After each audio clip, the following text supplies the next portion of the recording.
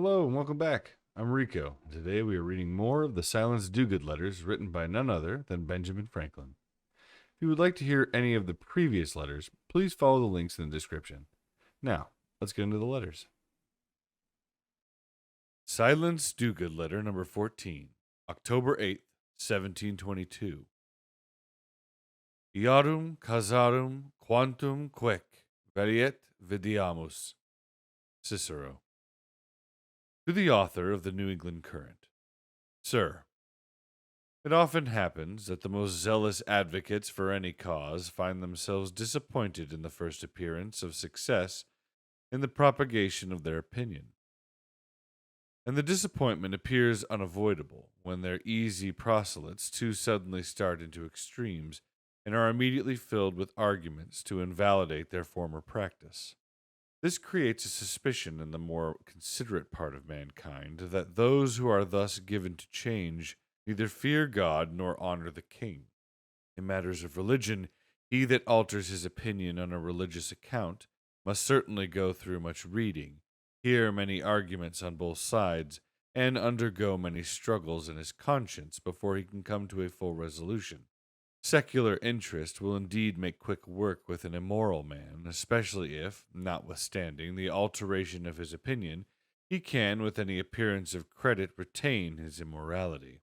But by this turn of thought, I would not be suspected of uncharitableness to those clergymen at Connecticut who have lately embraced the established religion of our nation, some of whom I hear made their professions with a seriousness becoming their order.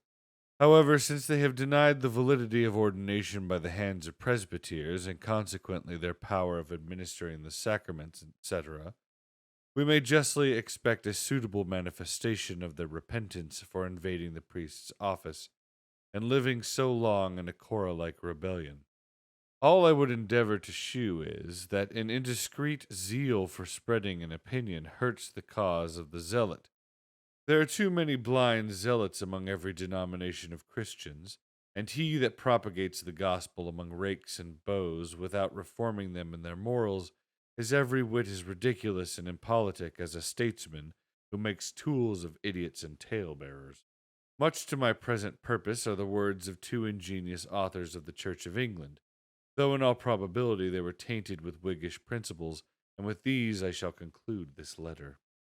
I would, says one, have every zealous man examine his heart thoroughly, and I believe he will often find that what he calls a zeal for his religion is either pride, interest, or ill nature. A man who differs from another in opinion sets himself above him in his own judgment, and in several particulars pretends to be the wiser person. This is a great provocation to the proud man, and gives a keen edge to what he calls his zeal. And that this is the case very often we may observe from the behavior of some of the most zealous for orthodoxy, who have often great friendships and intimacies with vicious immoral men, provided they do but agree with them in the same scheme of belief.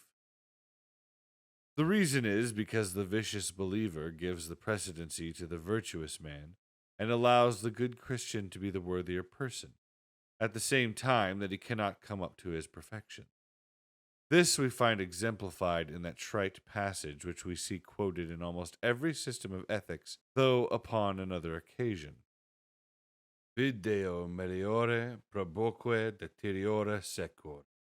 On the contrary, it is certain if our zeal were true and genuine, we should be much more angry with a sinner than a heretic, since there are several cases which may excuse the latter before his great judge, but none which can excuse the former.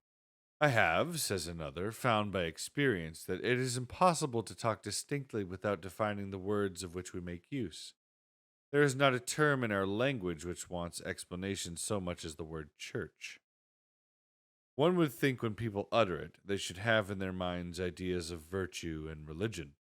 But that important monosyllable drags all the other words in the language after it, and it is made use of to express both praise and blame, according to the character of him who speaks it. By this means it happens that no one knows what his neighbor means when he says such a one is for or against the church. It has happened that he who is seen every day at church has not been counted in the eye of the world a churchman, and he who is very zealous to oblige everyone to frequent it but himself has been a very good son of the church. This prepossession is the best handle imaginable for politicians to make use of for managing the loves and hatreds of mankind to the purposes to which they would lead them. But this is not a thing for fools to meddle with, for they only bring disesteem upon those whom they attempt to serve when they unskilfully pronounce terms of art. I have observed great evils arise from this practice, and not only the cause of piety, but also the secular interest of clergymen has extremely suffered by the general unexplained signification of the word church. I am, sir, your humble servant, Silence Dogood. I hope you enjoyed this bit of history with me. If you found this interesting and would like to hear more or had an opinion you would like to share, please leave a like and comment on the video.